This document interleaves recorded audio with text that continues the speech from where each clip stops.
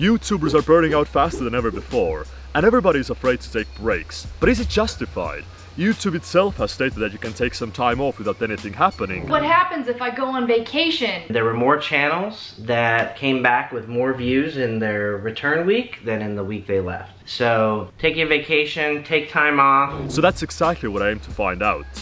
I have taken 2 weeks off without publishing any videos, and this is what Why did I come outside?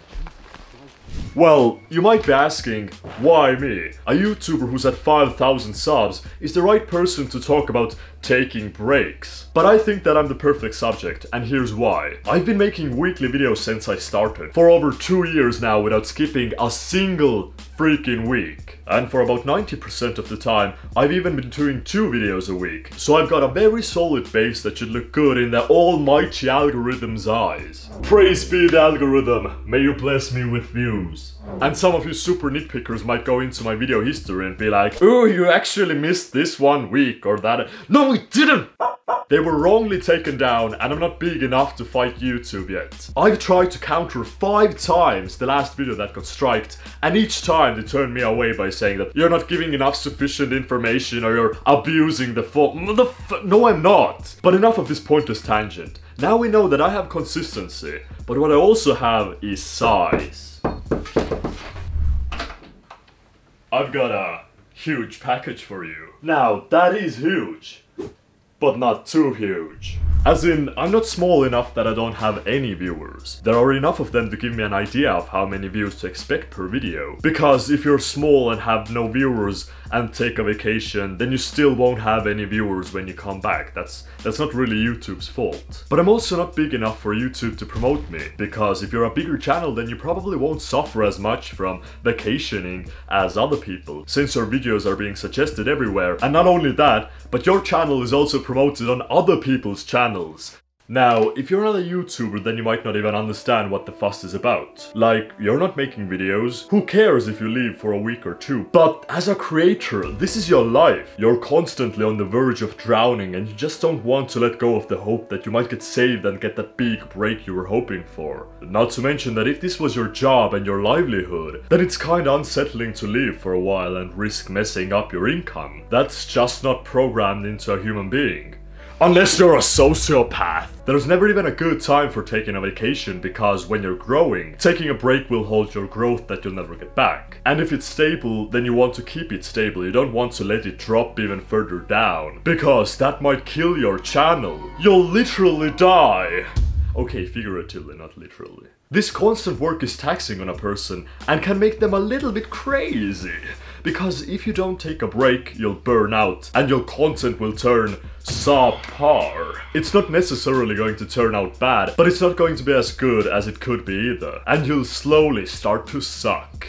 Not that you already don't. I mean, I've seen your videos. You could do better, honestly. If you do what you love, you'll pretty much work every day of your life. Before we get to the hard stats, I'd also like to show you the minds of other YouTubers and what they think about breaks and vacationing. So I asked 13 different YouTubers with varying subscriber count 5 questions to see their reactions. I had people over 1,000 subs, 10,000 subs, 100,000 subs and 1,000,000 subs. And since the majority of you can agree, I'm in the niche community on YouTube, so I also got help from a gaming channel who's become pretty big in recent year, so he's going to be the wild card. First question. Do you ever feel insecure about the state of your channel and that YouTube could randomly just screw it over if it so chose to? To which everybody unsurprisingly answered yes. This question didn't even have much to do with vacationing. I was just curious to see if anybody had an inside man who they could ask help from, so maybe if I get in trouble in the future they'd be able to help me out. But nope. 2 of them even shared a similarly grim outlook that termination is pretty much inevitable and it will happen sooner or later. So like, yay! Second question. Have you taken any breaks this year from your YouTube channel? With this, I was expecting a lot more nods, but a lot of them had taken week-long vacations for one reason or another. That didn't necessarily mean that they stopped posting altogether, but just scheduled videos ahead of time, like normal, rational people. Third question.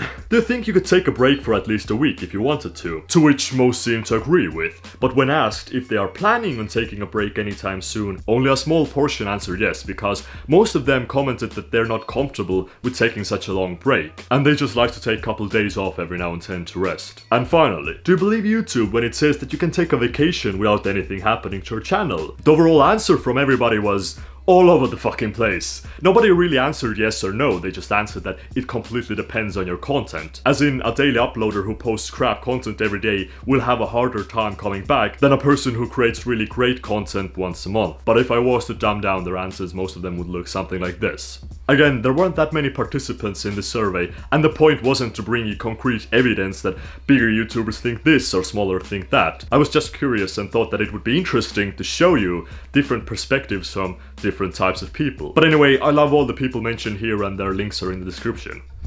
Now, before we get into any real stats, a quick disclaimer. The aim of this video isn't to disprove what YouTube has said. I want them to be right. I want to be able to go away for a bit and come back without any massive repercussions. But considering YouTube's track record, they haven't been that honest before, so I felt the need to actually test it out for myself, not just take their word for it. But finally, now you know why vacations are hard to take and what people think about it. It's time to go into hard statistics. I posted on average 2 videos per week for over 2 years. Then I took a 2-week break without posting anything. On a normal schedule, I would have missed 4 videos. Now I've been back for 2 more weeks and posted 4 more videos. What the? I'd say that 2 weeks is pretty good for a normal vacation. So let's look at my video stats before and after the break. I know these numbers aren't big, but overall I knew that in the first 24 hours I should expect 300 views, and in the first 3 days they should reach up to 500. So that's what I'll be looking forward to. First off, I made a convention review. This one is pretty easy to cover because I've only made one similar video in the past and I can just compare those two. The old one got a bit more views in the first 24-hour period and completely obliterated the new one in the first 3 days,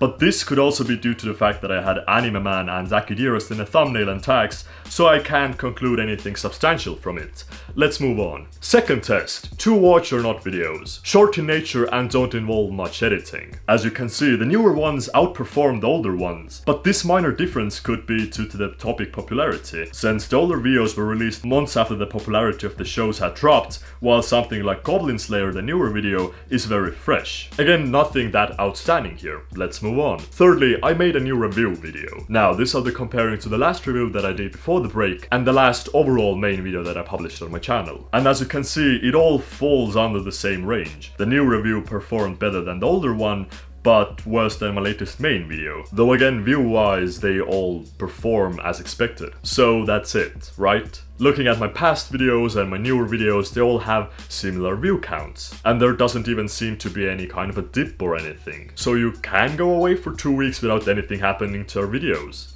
Or can you?